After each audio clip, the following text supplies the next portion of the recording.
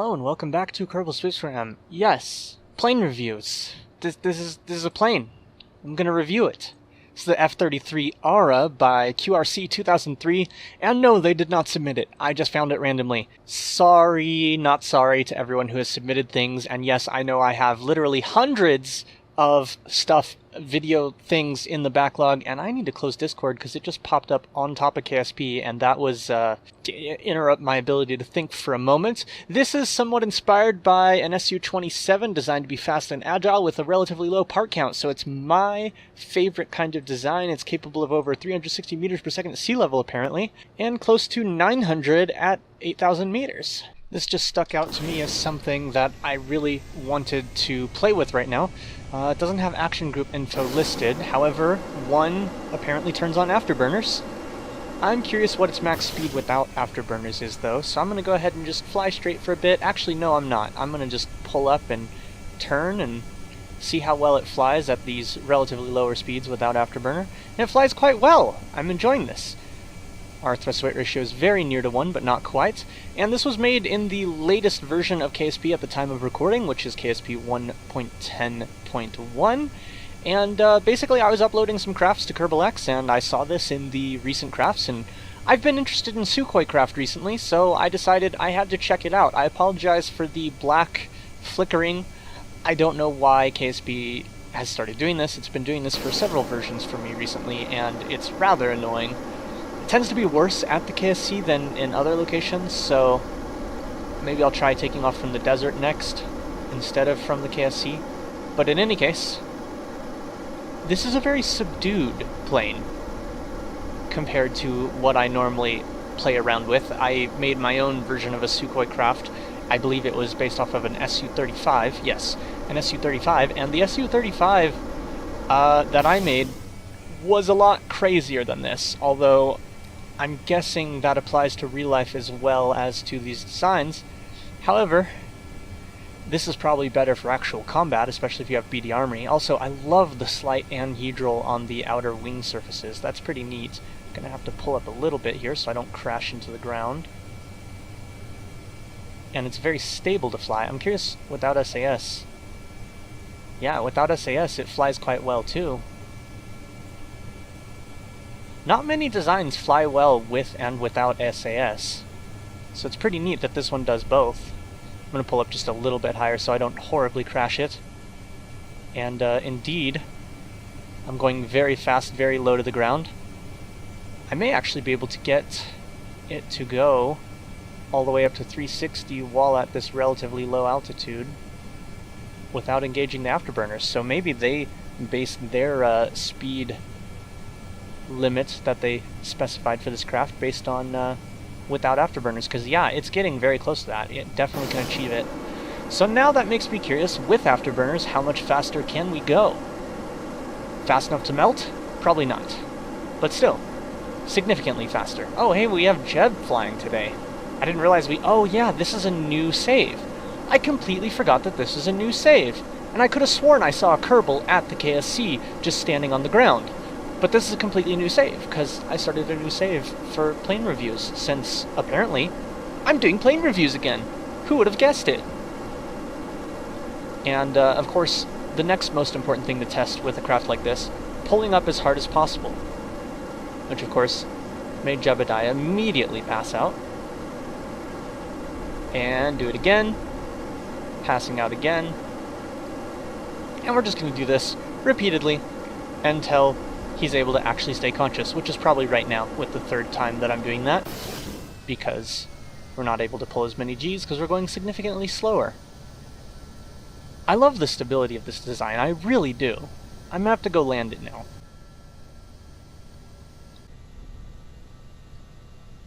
I don't think we have air brakes, and we're coming in quite fast for this landing, but I'm gonna do it anyhow, because why not? Alright, cut the throttle entirely. Aim for the deck. Touchdown, a little bit rough. Ooh, a little bit unstable on the ground, but that's alright.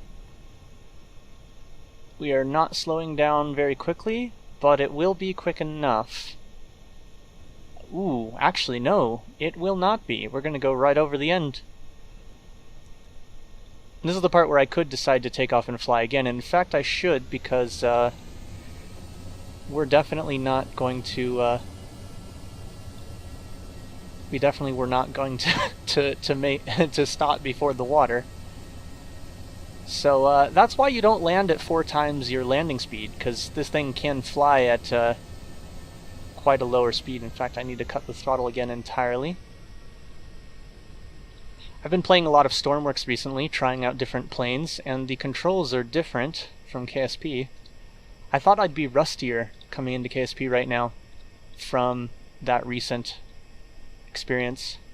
Okay, gently, and that was a much gentler touchdown. I'm very happy with that touchdown. And of course this time we'll come to a stop at a much more reasonable spot on the runway rather than overshooting entirely. Let's see, did I enable SAS again? No, I turned it off. Oh. And of course I could go and park it. I'm just really liking doing like pretend operations, you know, trying to do things properly. So just bear with me being a bit silly. I'm just gonna go boink right into the hangar door.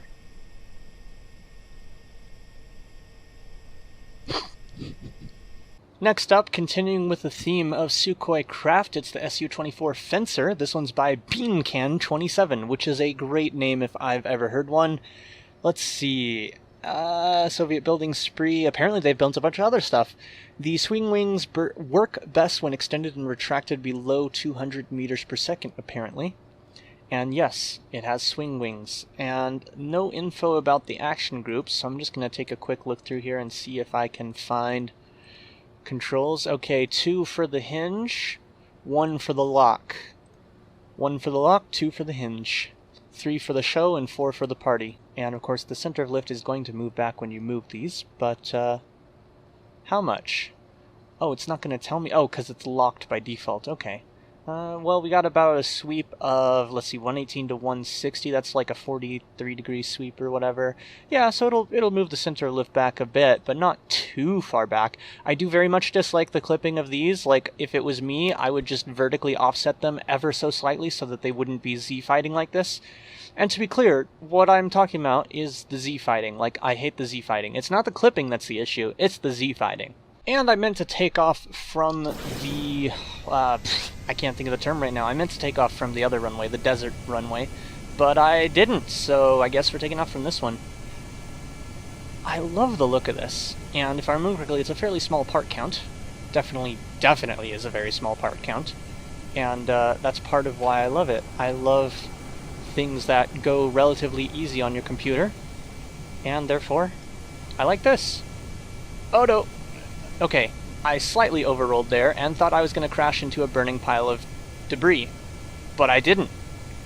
And this performs... It's not as maneuverable as I would expect, but that's just because my expectations are weird. Alright, let's go ahead and toggle the locking so you can see they flex a bit more, and then we will slide them back, lock them in place again, and now we're configured for high-speed flight, which we're not getting to, unfortunately. This didn't seem to have anything on it for the afterburners to go to a higher speed, and it does seem to have a distinct desire to roll to the left. That might be to do with how I lock the wings, so I'm going to try unlocking them. Oh wow. Okay, unlocking them made it worse. I'm going to try pulling them back out, slowing down a little bit. They are very wobbly. Let's try turning off SAS. Okay, let it relax a little. Lock them back into place. Okay. We're flying pretty stably now. Let's go ahead and actually keep the speed. Well, let's speed up. Let's try to speed up a little bit more.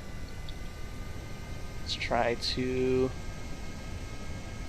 increase our altitude a little bit as well. Alright. 1,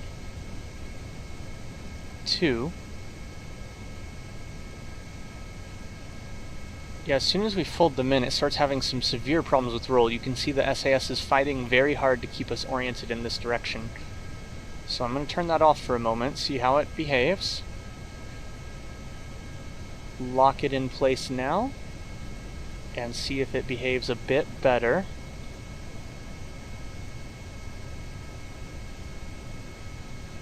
And yeah, so, okay, you just have to be very careful with how you do the toggling and locking sequence, because unfortunately robotic parts are a little bit wobbly. So, that's not so great. What's also not so great is the fact that I can't figure out how to put these in afterburning mode. Maybe they're just not supposed to for this particular design, but obviously I'm going to anyhow because I want to go faster. This is a very heavy plane. There's not a lot of fuel on board, though. Let's see. Yeah, so the rear two tanks are completely empty. Of course, the front two tanks, I mean, it's only half the possible fuel from this overlay, but, oh, I see. There's also a center line of tanks that are all empty, and that's why it gives you those particular statistics, those particular numbers.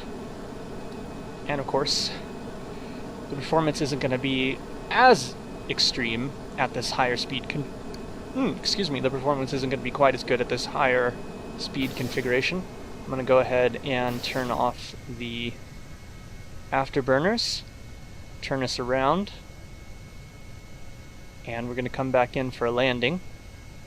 And just for the fun of it, I'm going to... Actually, no, I'm not going to. I was thinking for a moment, like, oh, I'll go ahead and land in this configuration, but then I'm like, yeah, no, that's a bad idea. That's a very bad idea. Alright, we definitely need to cut our speed. On SAS, unlock, deploy, pull up just a bit,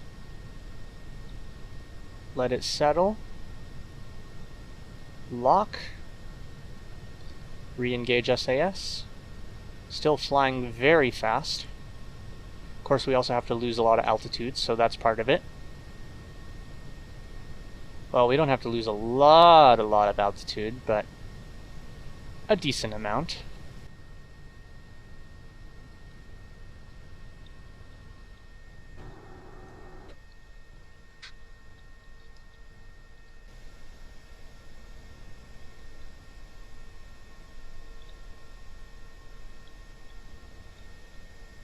Oh, floating a bit. Bounced. Not so great. However, we're... Oh! Woo! The nose wheel probably should have been turned off before coming in for a landing, but we're alright. I dislike that these controls are enabled. They probably shouldn't be, because they're definitely part of the wing design, not part of the actual... I don't know, I mean... It's just very weird. You don't see surfaces moving like that, really. And since I've been incredibly unfair by reviewing planes that were not sent in, here's Pancake Power, which was actually sent in. I don't remember when. It's Craft 613 on the site, so not terribly long ago. Of course, not terribly long ago is still months and months ago. I'm guessing all these engines and then the big booster to push it up into orbit carries 36 Kerbals, and apparently it's stable and can handle the heat on re-entry, lower stall speed. Basically, there was an original craft that this is based on called the Looser, which I think is a hilarious name for a craft, but apparently this improves upon it in pretty much every way. No steering on the landing gear. The landing gear is oriented a bit differently than I would have expected. Of course, this is from KSP 1.2.2, so it's a bit old. Apparently, it's also designed to be simple and forgiving and easy to fly, and I'm trying to keep it from rolling off of the back of the runway, as planes tend to want to do on the desert runway. Okay, SAS, you need to calm down. Alright, I'm going to engage it now. It's probably going to do a little more willy wobbling. Shush, my brain is dumb. Doesn't quite know how to stay centered on the runway, but that's okay. Apparently it's meant for all skill levels, with powerful SAS modules at the center of mass, and RCS blocks near the center of mass as well to help with alignment and docking. And the docking is on the nose cone, and we are... Okay, we're going to clear the light. Pitching up is going to be a little difficult because the rear landing gear are below the... That was important. That was very important. So perhaps it was easy and forgiving back in KSP 1.2.2, but maybe not so much now? And I completely forgot to mention, this is by Calm Llama, who is actually still active in my Discord, so I know that they'll see this. Hi! Do you even remember submitting this? Because it was quite a long time ago, obviously. And, this takeoff is probably going to go about as well as the last one if I try to pitch up that early. So I'll just let it overrun the runway and then try to pick up from the ground when we hit a bump that drives us over. Although right now I'm trying to pitch correct, or yaw correct a little bit on the runway because we're heading straight for a runway in lights, which obviously would be not a good idea to hit. You know, it occurs to me, thrust to weight ratio is only 0.20. Oh, it's gonna do it on its own! Well, geez. That was not good.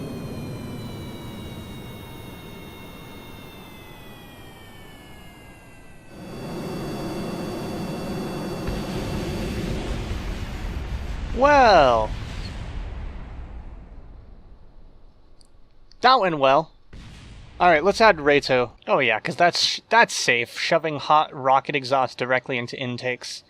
Oh yeah, definitely safe. Okay, full throttle. As soon as our speed drops, hit the brakes, hold it for a moment, hold it till it starts pulling itself. Unless it doesn't start pulling itself. What's the burn time on these SRB boosters? We got about 24 seconds of burn time. I don't know how long it takes to traverse the runway, but I think those will be good to fire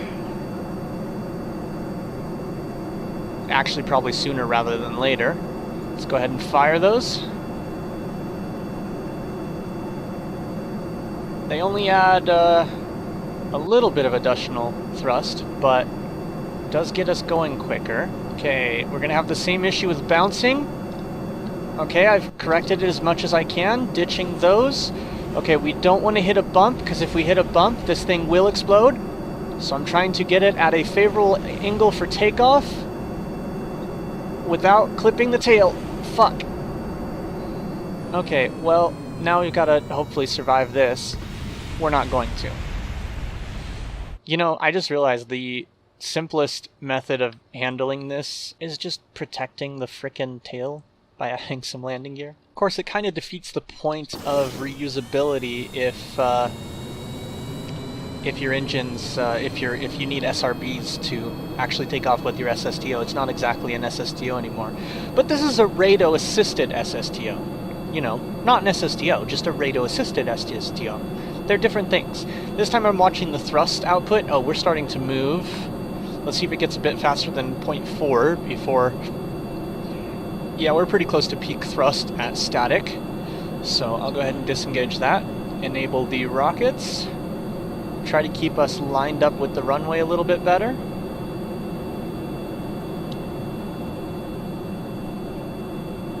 Gonna start pulling up. I just noticed our wing is working against itself slightly, because none of the control surfaces are differentiated, I believe. Which is a slight issue. Okay, ditch those.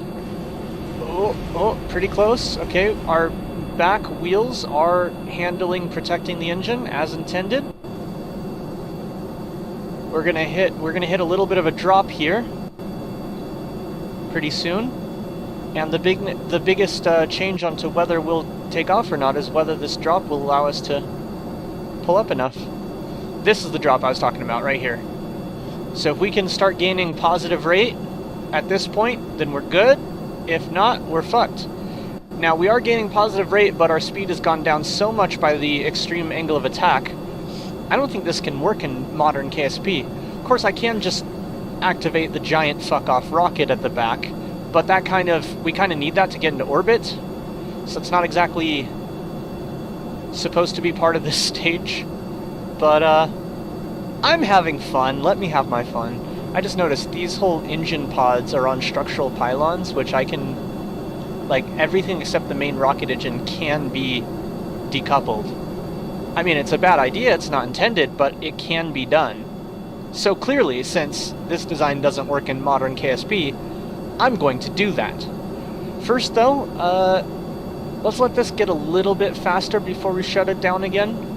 See if we can get those whiplashes to hold up their end of the thrust bargain.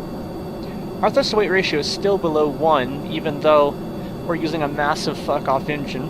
Of course, this is a upper stage aimed engine, isn't it? Actually, a Rhino, I'm not sure. I genuinely don't recall. I also just realized we're gaining speed towards the north when we should have made a right turn pretty much right away, in theory. But I guess we're going for a polar orbit. I'm waiting to see the whiplashes really start taking off, which will happen around 400 meters per second. We're getting pretty close to that. So I'll cut this once we reach 400 meters per second. Now we're slowing our gain of speed a little bit, but not terribly bad. Okay. Oh, we're falling. We went back below 400, so I'm turning it back on. Let's see if we can have it get us to 450 and then sustain above 400. Yeah, we're gonna lose speed. We might be losing speed too fast. Yeah, definitely not doable. But it's fun to try. This thing has a lot of fuel packed on board. It might even be possible to just fly this up to a higher altitude and go from there. I mean, we still got 2/3 of our fuel. At least I think this thing started on full tanks. I don't remember. Well, we have less fuel than we have oxidizer now. Flattening my trajectory, and we are managing to sustain and accelerate under air power. That's a good sign. Oh, we're no longer accelerating though. Fuck it, YOLO.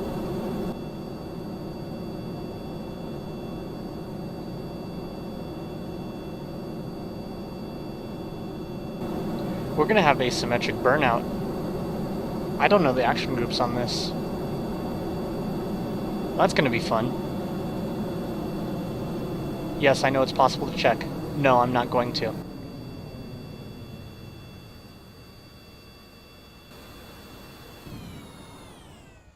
And there was the burnout. And of course this is from 1.2.2, so we don't have any fuel drain valve. So I can't drain off the excess oxidizer. I'm just going to have to carry it. So I've turned an SSTO into a suborbital hot plane. Okay. Orienting prograde. Riding the coast up. I'm going to go ahead and set it to 1/3 throttle. What was I going to do? I was going to try to move some of the oxidizer from the main fuselage into these outrigger ports, so that when we dump them, we'd have more fuel. But actually, no. Instead, I'm just going to get us into space, just barely, by following the prograde and continuing thrusting. Getting pretty close to that apoapsis, though, so I'm going to throttle back up. And hopefully we don't completely run out of fuel. I'd like to be able to use those engines. Well, I am planning on throwing them away in a moment, so I mean, there is that. But, I mean, I'm going to turn this into a glorified glider that may not even glide. So, you know, we'll see how that goes. Wow, this has a burn time, like, far more than I expected. Like, I knew not to expect a lot, but at the same time, like, damn.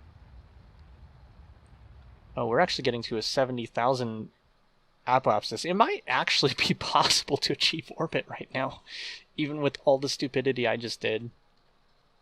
Oh, wait, 70,000. Actually, I would need to keep accelerating at this, wouldn't I? Yeah, because I'm very near apoapsis. I'm going to actually start falling back down, so this speed isn't going to matter. Although, we are very close to orbital speed, actually. And we've reached apoapsis. I'm going to turn back to stability, and I'm going to start thrusting off axis just a little bit. Our apoapsis is back in front of us and is increasing in distance. Our periapsis is rapidly coming up to meet us, and we're in an orbit. Yeah, that RCS isn't going to help much for Stability. Well, damn. I'm not going to land this one today. I've spent 40 minutes on this so far, and that's my limit for the day, for right now at least. So I hope you enjoyed watching it get this far. And the other things that I took a look at today. See you in space. I'm actually there. Woo! I so badly want to click this button, but I'm not going to.